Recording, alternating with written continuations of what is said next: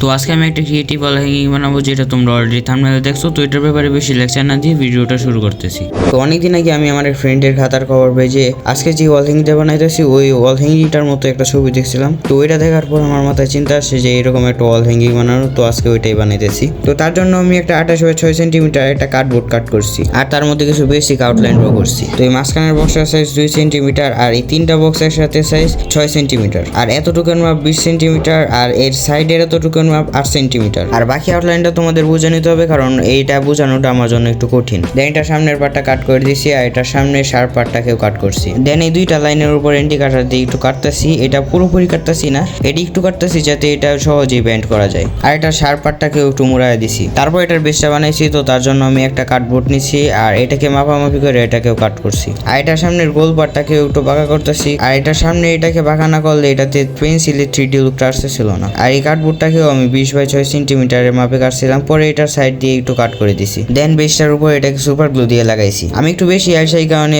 এটাকে তাড়াতাড়ি লাগানোর জন্য সুপার গ্লু দিয়ে লাগাইছি। তোমরা চাইলে ফেভিকল দিয়েও লাগাইতে পারবা, আর চাইলে গ্লুগান দিয়েও লাগাইতে পারো, কিন্তু এগুলো একটু বেশি ঝামেলার, এই কারণে আমি এগুলো অ্যাভয়েড করছি। তো এখন আমি কাটবোর্ড থেকে একটু ব্রাউন পেপার কাটিয়ে নিতেছি, কিন্তু উপরের পার্ট থেকে কাটার আগে ছিঁড়ে গেছে। তো তার জন্য আমি মাঝখানের পার্ট থেকে একটু ছিঁড়ছি। তারপর আমি 3D পেন্সিলের সামনের পার্টটাতে এই কাগজটা লাগাইছি। আর আমি চাইছিলাম এটার সামনের পার্টটাতে একটু কাঠের মতো ব্রাউন কালারের কিছু কাগজ লাগাইতে, কিন্তু ওইসব কাগজ ছিল না, তাই আমি এটাতে কার্ডবোর্ডের কাগজ লাগাইছি। আর এটার পিছন দিকেও ব্রাউন কালারের কাগজটা লাগাইছি। তারপর আমি এটাতে ব্ল্যাক কালারের কাগজ লাগাইতেছি, আর আমি ব্ল্যাক আর রেডের কম্বিনেশনে এই অর্ধেক পেন্সিলটা বানাইতেছি। আর আমিও না, এটা বলার কি আছে, এটা তো তোমরা থাম্বনেলে দেখছোই। দেন আমি রেড কালারের চিকন কাগজ কাটতেছি, আর এটা সামনের দিক দিয়ে একটু গোল করে কাটছি। দেন এটাকে কার্ডবোর্ডের পেন্সিলের উপর লাগাইছি, আর এইভাবে এর সাইডের দুইটাও লাগাইছি। দেন এটার সামনের পার্টটাতে একটা ব্ল্যাক কালারের কাগজ লাগাইছি, আর পিছনের পার্টটাতেও। আর এখন এটা লাস্ট কাজটা করবো, মানে এটার প্রজাপতিগুলো বানাবো। আর আমার মনে হয় না এটা তোমাদের দেখাইতে হবে, আমার মনে হয় এটা তোমরা সবাই পারবা বললে ভুল হবে, পারো। আর আমি সেম ভাবে সবগুলো প্রজাপতি বানায় নিতেছি। আর এই জায়গায় আমি 10-15টা প্রজাপতি বানাইতেছি না ভাই,